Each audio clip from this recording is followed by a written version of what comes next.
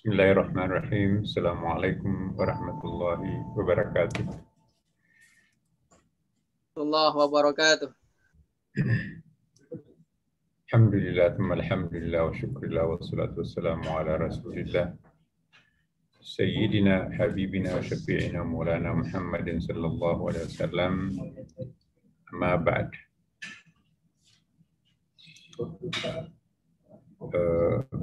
Yang sama-sama kita doakan, kita ikhlaskan sebuah doa yang sungguh-sungguh.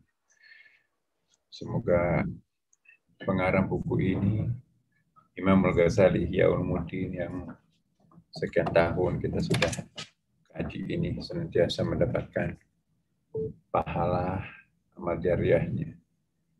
Sehingga insya Allah kita akan mendapatkan keberkahan juga bagi kita yang membacanya dan juga mengkajinya.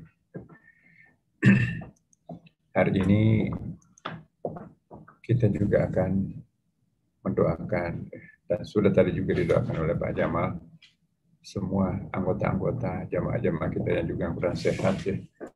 Siapapun di antara kita, ya, terutama yang meninggal, beberapa jamaah kita yang ikut juga dipanggil Allah mengikuti deretan panjang yang COVID ini.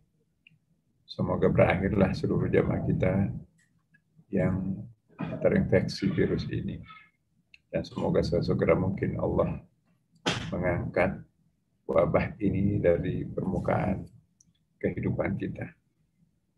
Ala hadhihi niyyah wa ala kulli niyatin salih. Al-Fatihah. A'udzu billahi minasyaitonir rajim. Bismillahirrahmanirrahim. Alhamdulillahirabbil alamin arrahmanir rahim maliki yaumiddin. Iyyaka na'budu wa iyyaka nasta'in. Ihdinas siratal mustaqim. Siratal ladzina an'amta 'alaihim ghairil maghdubi 'alaihim waladdallin. Amin. Bapak Ibu sekalian, kita masuk kepada pembahasan atau uraian mengenai makam kedua, makam muraqabah. Kemarin kita sudah mendalami makam muhasabah. Muhasabah itu pengawasan internal, muraqabah itu pengawasan eksternal. Muhasabah, ia melakukan perhitungan, ialah keseluruhan jaringan dalam tubuh kita, darah, sel-sel, yang miliaran bahkan triliunan jumlahnya dalam tubuh. Itu yang akan mempertanggungjawabkan atau juga sekaligus menjadi saksi terhadap apapun yang kita lakukan. Dan pengawasan eksternal, 4 makhluk spiritual, 2 malaikat, 2 jin yang ikut bersama-sama membackup pengawasan internal tadi. Jadi tidak mungkin akan ada kekeliruan di dalam perhitungan. Maka itu nanti di hari kiamat itu, di pada mahsyar itu, semua kita sudah lupa, tapi kita diingatkan oleh rekaman CCTV dari dalam, CCTV dari luar. Ya, tidak ada direkayasa, tapi itu semuanya rekaman perjalanan hidup kita. Di mana dan kapan, Masya Allah. Bapak Ibu sekalian, pada pertemuan kita yang lalu kita sudah mengawali sebetulnya, ya,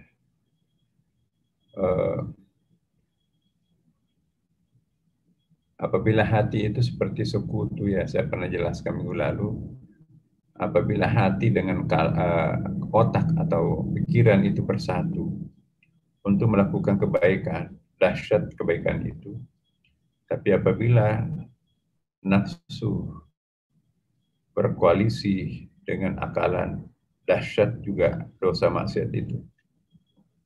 Jika demikian adanya, maka harus ada pengawasan, harus ada peringatan buat kita bahwa Jangan sampai nanti kita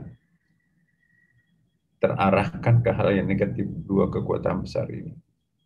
Kita diarahkan bagaimana kekuatan nafsu itu di-backup oleh akal untuk melakukan kebaikan. Contohnya, ada keinginan untuk konsisten mengikuti pengajian ini. Ya, itu keinginan kalbunya. Lalu akalnya pun juga dikendalikan. Tapi kan kita mau keluar kota, udahlah keluar kota nanti gampang.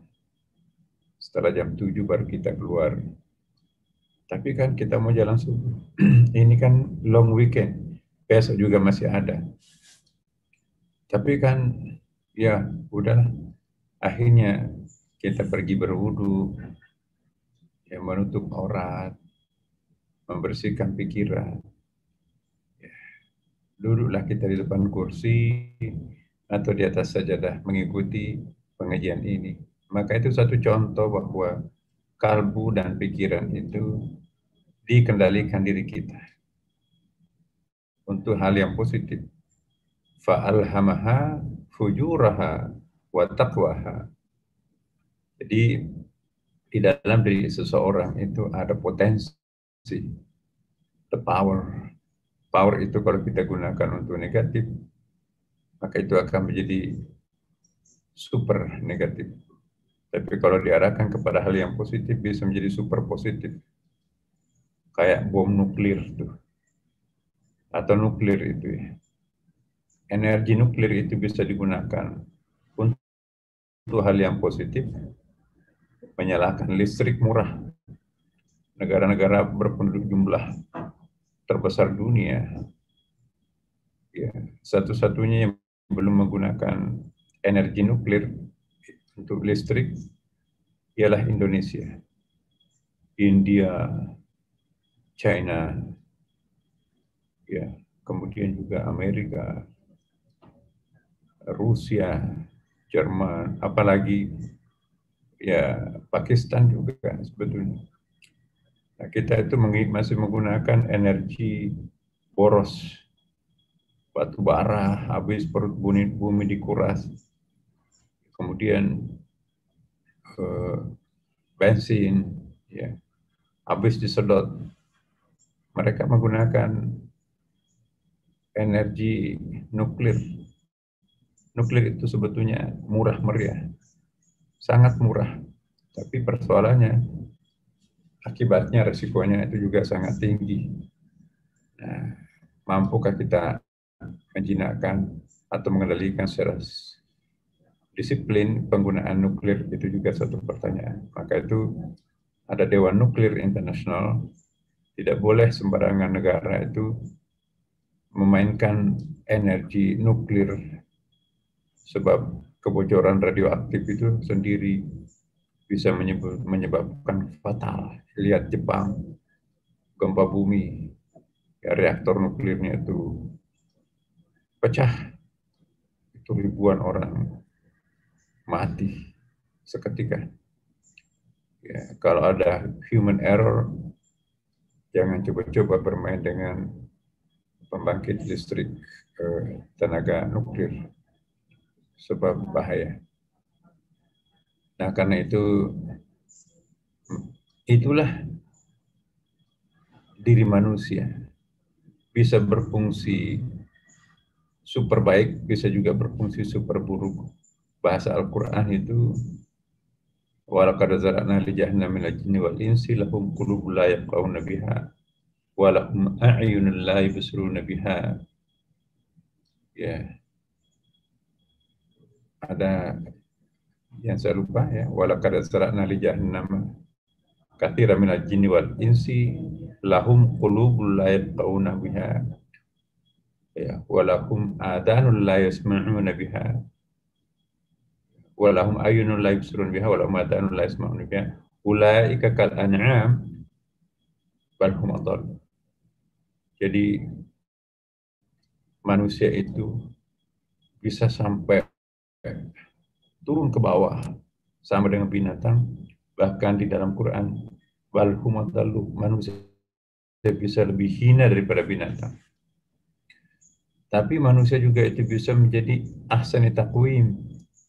Laqad khalaqnal insana fi ahsani taqwim. Bisa sampai ke sidratil muntaha. Malaikat Jibril, panglimanya para malaikat, itu terkapar, tidak sanggup menembus batas ketinggian itu. Karena energinya, yang bahasa hadisnya itu, sayapnya tidak sanggup lagi mendaki.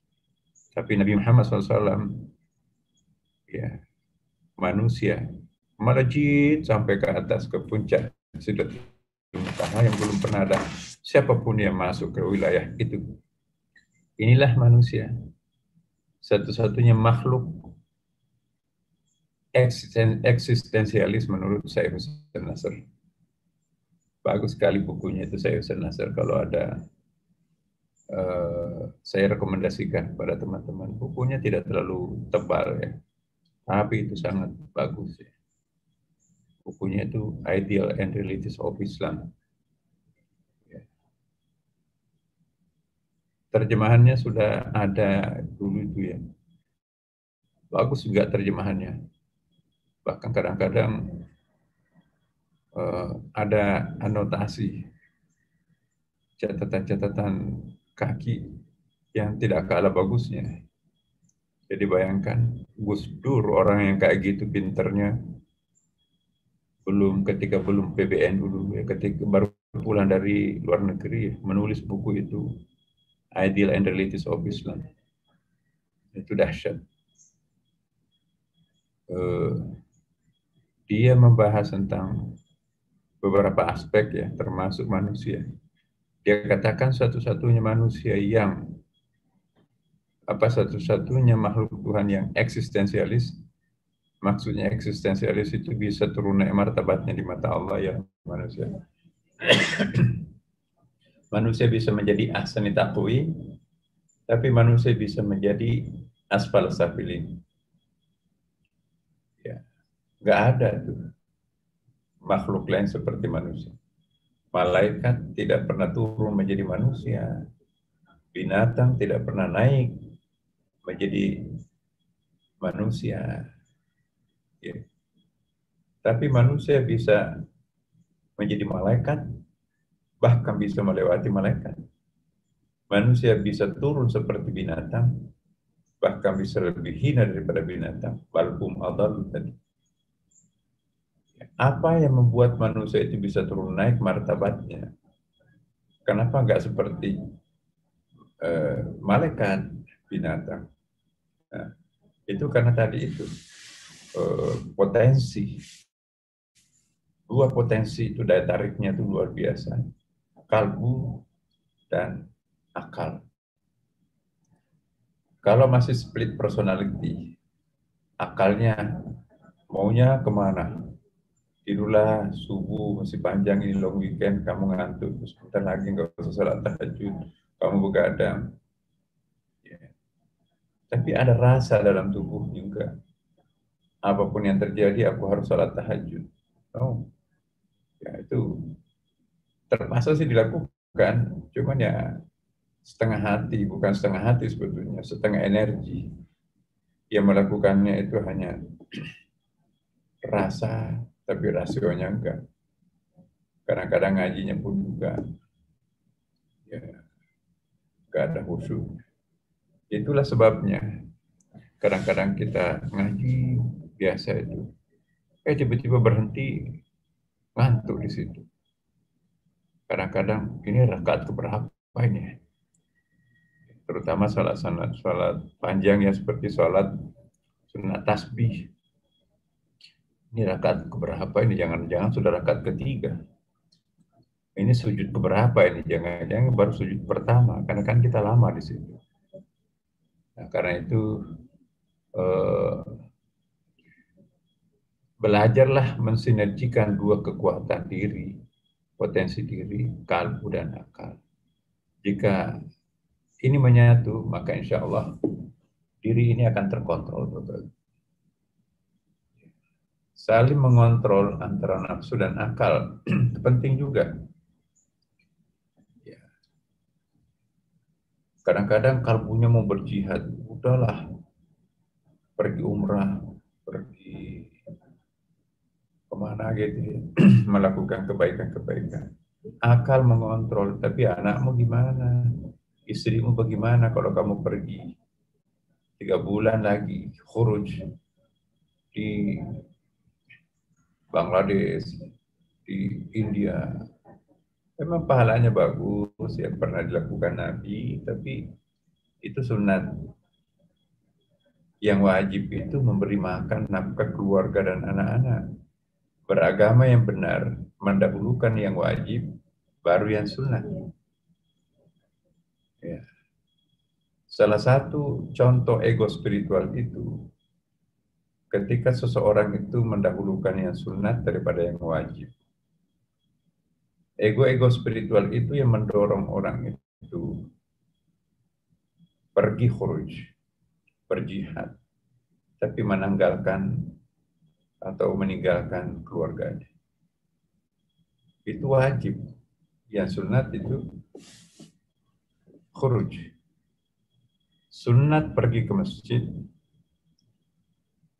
tapi wajib memelihara diri dan kesehatan keluarga, terutama orang tua yang sudah uzur, yang sudah berumur, yang daya tahan tubuhnya sudah lemah, yang gampang kena penyakit. Nah, kalau ada seorang anak nekat pergi ke masjid dalam zona merah di lingkungannya, ya nggak tahu siapa yang di dalam masjid itu. Musim batuk lagi, hujan-hujan begini. Pertama nggak khusyuk, kanan kirinya pada batuk. Aduh, saya disemprot corona ini. Jadi nggak khusyuk itu. Tutup mulut padahal lagi sholat, itu kan gerakan di luar sholat. Itu juga persoalan. Dia sih sehat karena anak muda. Tapi begitu pulang, justru yang kena adalah anaknya yang masih kecil, daya tahan tubuhnya kurang. Orang tuanya juga yang sudah sepuh, daya tahan tubuhnya kurang. Dirinya dapat pahala sunat, tapi keluarganya yang dapat penyakit yang pada akhirnya wafat. Nah, lebih besar mana pahalanya daripada dosanya? Ini kaidah usul fikihnya, darul mafasid muqaddamun ala jalbil masalih. Mendahulukan apa namanya? Darul menolak bahaya lebih utama daripada mengejar manfaat. Pahalanya banyak kalau kita ke masjid. Tapi itu sunat. Demi untuk kesehatan diri dan keluarga, maka kita tidak ke masjid. Memang pahalanya ketinggalan banyak.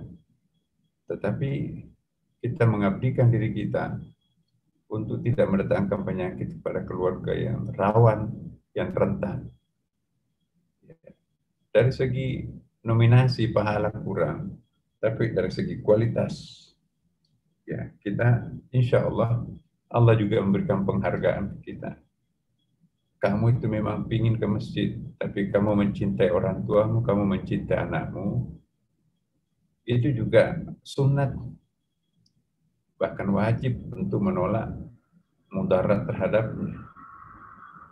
Nah, jadi kalau kita mau beragama yang benar, jangan hanya memahami fikih, tapi harus juga paralel memahami usul fikih. Kita di Indonesia lebih banyak kita pengamal-pengamal fikih, tapi tanpa background lebih mendalam usul fikih.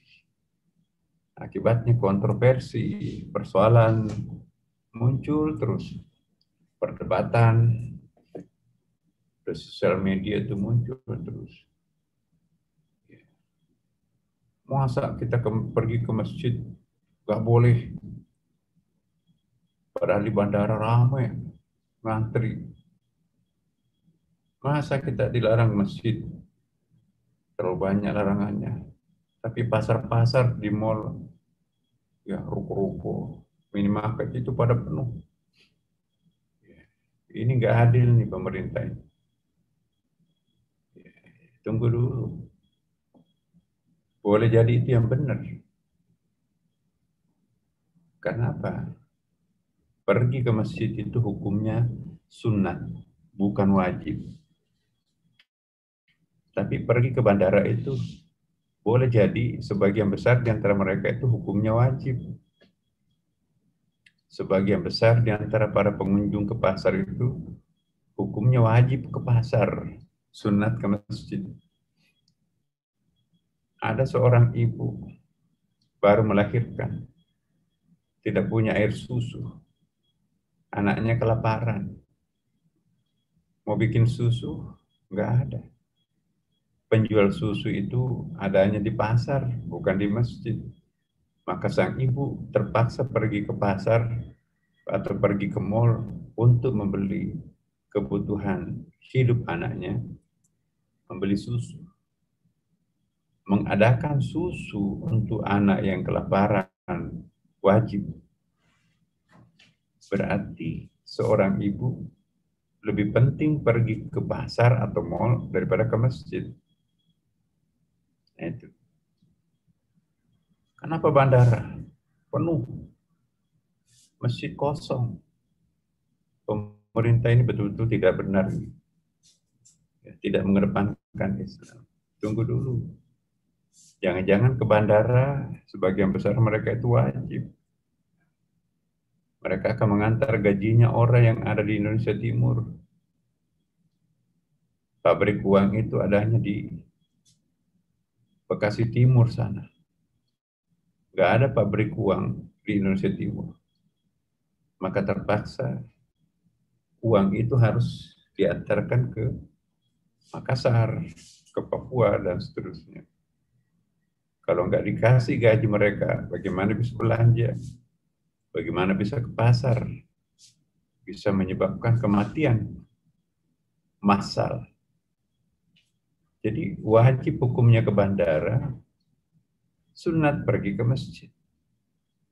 Jadi jangan kita terlalu gampang melakukan penilaian negatif terhadap orang atau institusi. Padahal mungkin secara usul fikih itu yang benar. Malah kita yang kurang tepat. Memaksakan sunat menjadi wajib, dan sementara yang wajib itu kita turunkan menjadi sunat seolah-olah. Kecuali kalau ke mall itu hanya untuk santai-santai, cuci-cuci mata, nggak ada daruriyah di situ, ya itu yang mungkin masalah. Lebih gatal kakinya pergi ke mall daripada ke masjid, walaupun tidak ada kebutuhannya lagi di situ. Hanya akan mendapatkan kebutuhan sekunder di mall, ya itu yang bermasalah. Tapi insya Allah kita dianjurkan untuk berpositif thinking, husnudzan kepada orang. Kenapa kok ramai di pasar? Oh, itu mau belikan susu anaknya.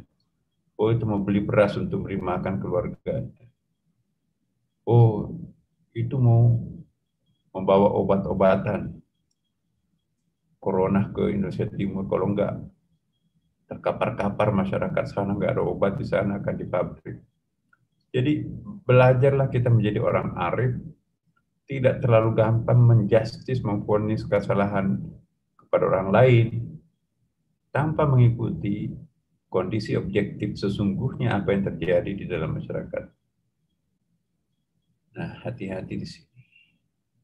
Mari kita beragama, memaralelkan antara fikih dan usul fikih. Tapi juga jangan usul fikih melulu, nggak ada fikihnya juga itu berat sebelah. Ayo, pergi ke masjid. Oh, ini kan ada virus corona. Kaidahnya, darul mafasid muqaddamun ala jalbil masalih. Ya, mencegah bahaya itu lebih penting daripada mengejar pahala. Tapi salat, ini sudah masuk subuh, ini azan subuh, bentar lagi ya. Kan waktu subuh itu masih ada tuh sampai jam 5:30. Bentar lagi itu kaidah itu. Udah, tapi kan aku lagi flu nih. aku nggak bisa bangun. Ya udah, sholat dulu.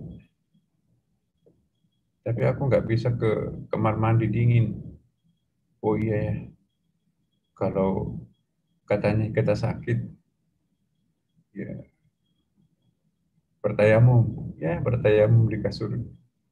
Nggak mau bangun, sholat tidur aja. Allahu Akbar, Allahu Akbar, Assalamualaikum. Jadi dia yakin dengan kaidah-kaidahnya itu, udahlah salatnya seperti itu. Padahal boleh jadi darurat seseorang, bukan darurat orang lain. Darurat menit ini, menit berikutnya tidak darurat lagi kan. Itu. Nggak ada air pumpnya macet. Ya. Mau wudhu nggak ada, nggak boleh tidak salat, harus salat tayamum kita kan. Begitu kita salat, Allahu Akbar, tiba-tiba air pumpnya itu mengucur di leden itu ya. Pipanya sudah mengucur, kerannya sudah meneteskan air. Nah, menurut Imam Syafi'i, batalkan sholatnya, pergi berwudu, sebab terdengarnya air mengalir, otomatis tayamum itu batal. Abu Hanifah berpendapat, jangan batalkan sholatnya, sempurnakan sholatnya, baru berwudu, salat lagi. Merusak salat itu tidak beretika, memotong salat di tengah-tengahnya. Ya. Selesaikan salatnya dulu, sebagai penghormatan terhadap salat itu sendiri, baru wudhu lagi, salat lagi. Yaitu perdebatan fikihnya seperti itu. Nah, Bapak Ibu sekalian, kita lanjut. Pengawasan itu dari luar. Pengawasan dari luar itu ada yang dari malaikat, jin, bahkan Allah pun juga. Lihat hadis Nabi. Wa'budullaha ta'ala ka'annaka tarahu fa illam takun tarahu fa innahu yaraka. Sembahlah Allah seakan-akan engkau melihatnya. Jika tidak dapat melihatnya, yakinlah dia melihat. Hadis ini hadisnya ihsan sebetulnya. Hadis ihsan itu Jibril bertanya, ngetes Nabi tentang perkara-perkara keislaman. Ada hadisnya panjang kalau kita lihat di dalam kitab-kitab sahih. Ya. Ini hadisnya ini. Riwayat Muslim. Panjang. Jadi bayana nahnu julusun inda Rasulullah SAW. Jadi Umar itu duduk-duduk di sampingnya Nabi. Nahnu julusun inda Rasulullah SAW. Pada satu hari, data yaumin, istala alaina rajulun, tiba-tiba muncul di antara kami itu seorang laki-laki.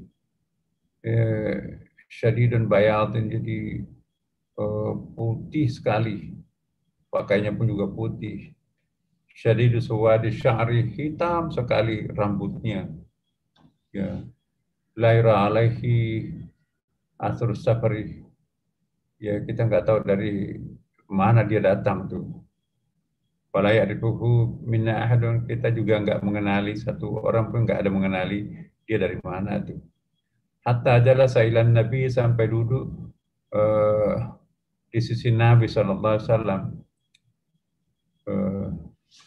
Wa asnada rukbataihi ila rukbataihi, apa itu namanya itu ya, berhadapan-hadapan, jadi lutut dengan lutut itu, mampas itumpuk utuh orang Bugis bilang ya,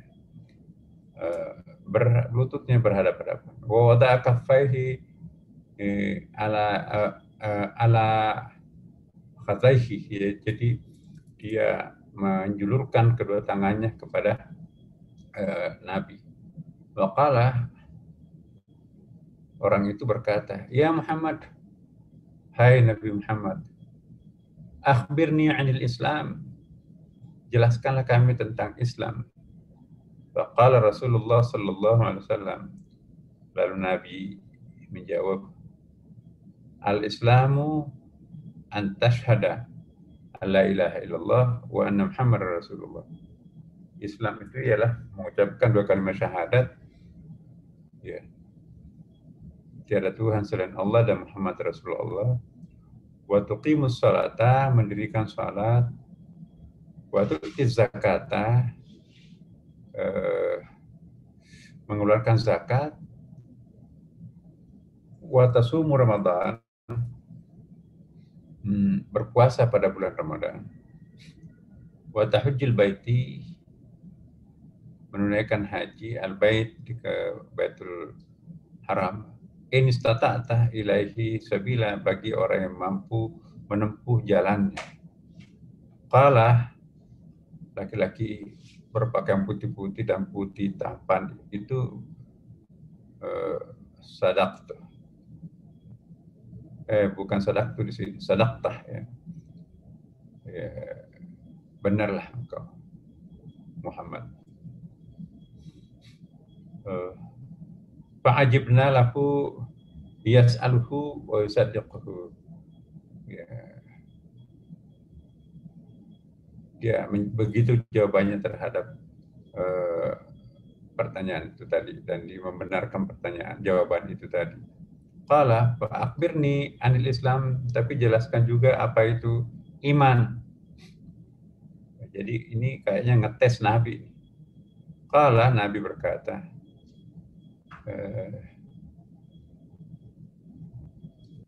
ada yang terpotong di sini. Antum billahi mungkin di sini. Saya copy paste di kitab hadis ini, ada barisnya salah, ada terpotong juga. Antum billah, percaya kepada Allah, wa malaikatihi, pada malaikatnya, wa kutubihi, dan kitab-kitabnya. Ini jama, ini berarti termasuk kitab sebelumnya harus diakui juga. Tidak mengakui kitab sebelum Al-Quran itu rusak rukun iman kita. Jadi Taurat, Injil, Zabur harus diakui, kalau enggak rukun iman rusak. Wa rasulihi, jama juga di sini, rasul-rasulnya. Kalau hanya mengakui Nabi Muhammad, tidak mengakui Nabi Isa, Nabi Musa, maka itu juga rukun iman kita rusak. Wal yaumil akhir, percaya hari akhir. Wa tu'minu bil qadri khairihi wa syarrihi, percaya terhadap qadar, baik yang baik maupun yang buruk. Qala sadaqtah. Nah, pemuda itu mengatakan, benar, sadaqtah. Qala, bertanya lagi pemuda itu, fa akhbirni anil ihsan, jelaskanlah kami apa itu kebaikan, al-ihsan. Qala an ta'budallaha ka'annaka tarahu, sembahlah Allah seakan-akan engkau melihatnya. Fa illam takun tarahu fa innahu yaraka, kalau kamu tidak bisa melihatnya, pastikan bahwa dia memang maha melihatmu. Nah, ya kan? Kalau kita nggak bisa melihat Allah, pastikan dia pasti melihat kita, kan? Qala fa akhbirni an saati, sampaikanlah apa itu as-saah, apa itu hari kiamat, hari kiamat, ya. As-saah, as-saah itu bisa sinonimnya yaumul qiyamah, ya. Qala, Nabi menjawab, mal mas'ulu anha bi'a'lama minas sa'il, bukankah yang menanya itu lebih paham daripada yang ditanya. Nah, itu tawaduknya Nabi di situ, kan. Karena yang ditanyakan kan kapan hari kiamat, ya Nabi enggak mau menjawab tidak tahu, tapi dia kembalikan kepada sebenarnya. Bukankah sang penanya lebih tahu daripada yang ditanya?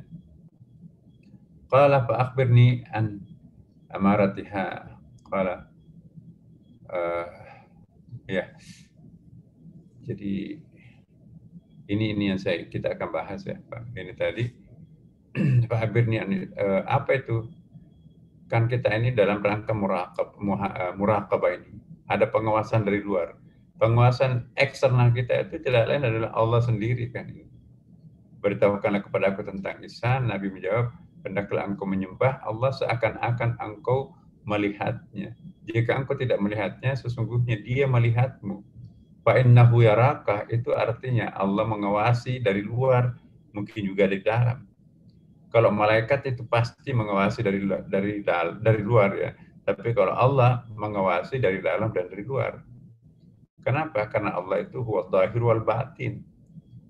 Lahiriah kita itu juga ya, orang yang di luar lahiriah kita itu pengawasan eksternal. Nah, pertanyaan kita, halillahu fillah, halillahu fina, nahnu fillah. Halillahu fina, nahnu fillah, gitu ya.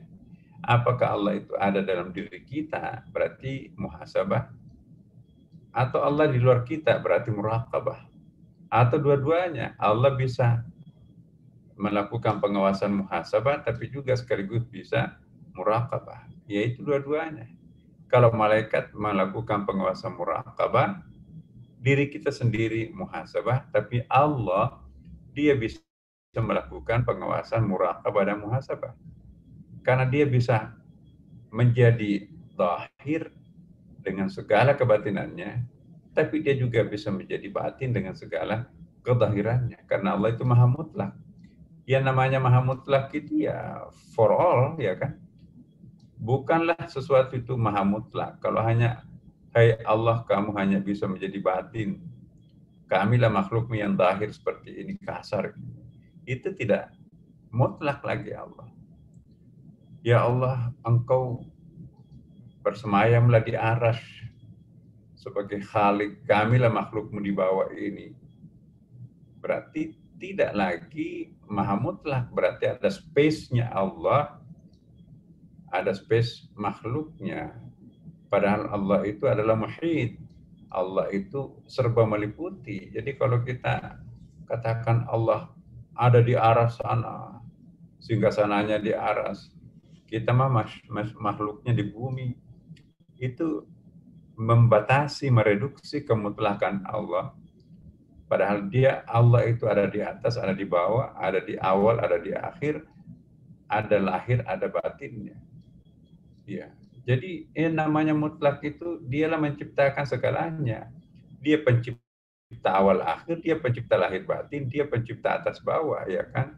Dengan demikian kalau kita bicara tentang Allah, berarti kita tidak boleh membatasi bahwa Allah ada di sana, kita di sini. Itu membatasi kemutlakan Allah. Nah, apakah Allah ada di dalam diri kita? Nah, kalau kita mengatakan Allah ada dalam diri kita kok. Ana aqrabu ilaihi bil hablil warid min hablil warid. Aku lebih dekat daripada tenggorokan kalian. Ya, itu juga membatasi. Jadi seolah-olah Allah hanya boleh ada di dalam diri, nggak boleh di luar. Atau sebaliknya, Allah itu bersemayam di aras di sana. Ya Azza wa Jalla kan maha tinggi dan maha agung di sana, kita mah rendah di bawah. Itu juga membatasi. Jadi hati-hati. Jangan sampai nanti niatnya baik tapi justru membatasi Allah, salah. Jangan sampai nanti ya kebalikannya. Aku Tuhan kok. Iya, itu tidak bisa seperti itu juga. Semuanya Tuhan. Itu wahdatul wujud. Wahdatul wujud itu kan penjelasannya tidak seperti itu. Wahdatul wujudnya Imam Al-Ghazali itu ya satu wujud. Memang satu wujud, ya kan. Tapi wujud-wujud yang ada itu adalah wujud kamuflase namanya. Jadi sebetulnya bukan wujud ya. Yang the only one existence itu ialah hanya Allah. Yang lainnya itu hanya apa? Ya manifestasinya, tajallinya itu wa aina ma tuwallu fatamma wajhullah. Kemanapun kalian menghadapkan mukamu, di situ engkau menjumpai wajah ya wajah Tuhanmu. Jadi bukan menjumpai Allah. Jadi jangan dianggap ketika aku melihat pohon, aku melihat Allah. Enggak, itu tajallinya. wajahnya, eksistensinya Allah. Ya, ketika melihat wajahnya di cermin, itu wajah bayangannya, wajah aslinya kan diri kita sendiri kan. Jadi cermin itu kan punya pantulan ya, punya bayangan. Makhluk itu ya bayangan di cermin itu. Sedangkan Allah di depan cermin itu. Bisakah ada bayangan di cermin tanpa ada benda di depannya? Kan enggak. Nah, karena itu sebetulnya hanya satu. Laisa kamitslihi syai'un, tidak ada seperti dirinya sesuatu apapun. Memang enggak ada seperti itu karena semuanya adalah dia. Dalam arti semuanya tajallinya dia. Ini kita bahas kemarin juga di dalam pengajian Kamisan kita itu. Ya. Inilah Bapak Ibu sekalian. Tapi bagi orang yang arifin, tidak sesederhana itu membaca hadis ini. Anta'budallah karena kata aku. Ya. Karena di situ kan ada makam-makam. Ada makam qabla ka'anna ya. Sholatnya sholat biasa aja, itu pikir banget itu. Ya. Pokoknya udah sholat udah kayak anak-anak kecil itu. Udah kok cepet banget ya udah. Emang kayak ayam matok itu kan. Dia melakukan sholat itu karena formalitas. Itu sangat fikih banget. Udah rukun syaratnya sudah selesai ya udah. Tapi sholat yang lebih bermakna itu ialah naiklah ke makam ka'anna. Khusyuk banget sholatnya. Kenapa khusyuk? Ya, saya kok yakin Tuhan melihat aku. Ya. Itu. Makam kedua itu. Tuhan dia sudah menyaksikan, dia sudah tahu kalau dirinya disaksikan oleh Allah sedang sholat. Dia tidak bisa melihat Tuhan. Dia juga tidak bisa seakan-akan melihat Tuhan. Tapi dia yakin dalam dirinya, aku pasti dilihat oleh Allah. Itu makam kedua. Makam ketiga, ini dia. Dia seakan-akan melihat Tuhan. Itu makam ketiga. Makam keempat, sudah nggak ada K-nya di situ. Ya. Nah itu dia. Makam keempat itu sudah nggak ada K. Jadi anta'budallah anna kata aku, sembahlah Allah karena engkau sudah melihatnya. Jadi kalau masih seakan-akan melihat Tuhan, itu makam masih di bawah. Tapi kalau dia sudah menyaksikan Tuhan, itu sudah makam keempat. Anta'budallah karena kata aku. Ya. Bagaimana caranya supaya bisa melihat Tuhan? Ya itu caranya ada. Nanti kita lihat lagi. Caranya adalah dia potong ayat itu, dia hadis itu, ya, di bawah itu, ya. Dia membaca ini, dia membaca hanya ini.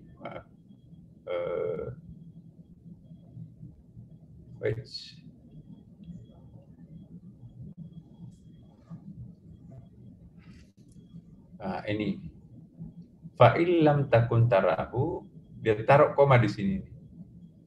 Jika kamu sudah tidak, fa'illam takun, koma di sini. Fa'illam takun, kalau kamu sudah merasa tidak ada, koma, ya, tarahu, maka kamu melihatnya. Ya, jadi itu makam keempat.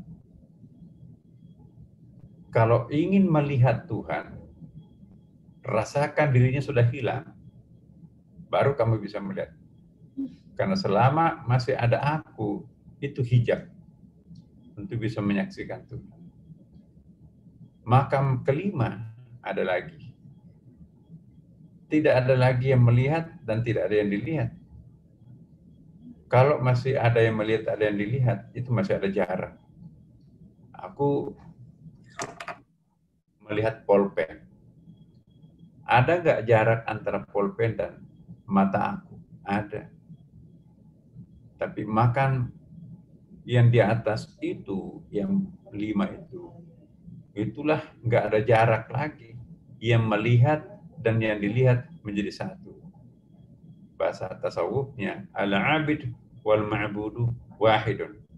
Yang menyembah dan yang disembah sudah menjadi satu. Nah, itu makam kelima itu. Tapi ada 5A, ada 5B ini. 5A-nya itu yang disebut dengan qurbun nawafil. Qurbun nawafil itu sangat dekat. Begitu dekatnya, ia seperti meminjam basirahnya Allah untuk melihat, meminjam pendengarannya Allah, sam'ullah untuk mendengar. Nah, kira-kira kalau kita meminjam penglihatan Tuhan untuk melihat, ada nggak yang tidak bisa dilihat? Iya kan? Wallahu basirun, Allah itu maha melihat. Kalau kita meminjam pendengaran Tuhan, ada nggak yang tidak bisa kita dengar? Enggak. Berarti sudah transparan semua. Itulah yang disebut dengan qurbun nawafil. Sudah berduplikasi antara hamba dan Tuhan di situ. Tapi masih qurbun nawafil. Ada yang lebih tinggi. Inilah yang disebut dengan qurbul faraid. Qurbul faraid itu bukan lagi meminjam penglihatan Tuhan, basirahnya Tuhan. Tapi dia menggunakan ainullah, matanya Allah untuk melihat. Dia tidak lagi meminjam pendengarannya Allah, sam'ullah. Tapi dia menggunakan uzunullah, telinganya Allah. Lebih clear mana? Ya. Al-basir atau al-ain? Kalau al-basir itu mungkin pakai teropong, ya, mungkin pakai alat atau basiran juga. Tapi kalau ain, memang mata itu sendiri yang digunakan. Kalau asam boleh jadi pakai earphone, ya kan, boleh alat pendengar sampai jelas. Tapi kalau udhunullah, telinganya Allah yang digunakan. Coba kayak apa itu? Jadi 5 itu makam itu Bapak Ibu sekalian. Makam yang paling rendah itu fikih oriented itu udah rukun syaratnya udah selesai, nggak perlu ada isinya. Penting lepas dari tanggung jawab, kewajiban, selesai. Lempar mukna sudah selesai. Itu makam awam banget. Kalau naik kelas 2-nya lagi, makam keduanya itu sudah merasa aku nggak boleh cepat-cepat loh. Aku dilihat oleh Allah. Makam yang ketiga, waduh, bukan lagi dilihat oleh Allah. Aku kok seakan-akan melihat Allah. Oh, itu lebih khusyuk lagi itu. Ya. Tapi masih ke anak. Makam keempat, aku sudah menyaksikan Allah. Ya Allah, aku sudah menyaksikan dia dalam mata batinku. Itu makam keempat. Makam kelima, yang disaksikan di depannya itu loncat menyatu dengan dirinya. Aduh, mana Allah? Oh, Allah sudah jadi aku. Wah, itu makam kelima. A-nya itu, aku menyaksikan kalian dengan penglihatan Tuhan. Aku mendengarkan kalian dengan meminjam pendengaran Tuhan. Basirah Allah, sam'ullah. Makam yang ke-6 itu, ya, makam ke-7, aku tidak lagi menggunakan penglihatan Allah, tapi aku menggunakan mata Allah. Aku tidak lagi menggunakan sam'ullah, pendengaran Allah, tapi aku menggunakan udhunullah. Jadi seolah-olah fisik telinganya Allah yang digunakan. Mana yang paling tajam? Ya, dialah yang paling tinggi. Di atas langit masih ada langit, di dalam kulit masih banyak kulit bawang itu. Coba kita lihat. Ya, jangan terlalu lama, Bapak Ibu sekalian, nanti muncul itu gelas itu terlalu penuh, itu juga nanti tidak produktif. Sampai di sini dulu ya. Insya Allah kita akan lanjutkan nanti pada pembahasan yang akan datang. Semoga Allah Subhanahu wa taala memberikan berkah untuk kita semuanya. Wassalamualaikum warahmatullahi wabarakatuh.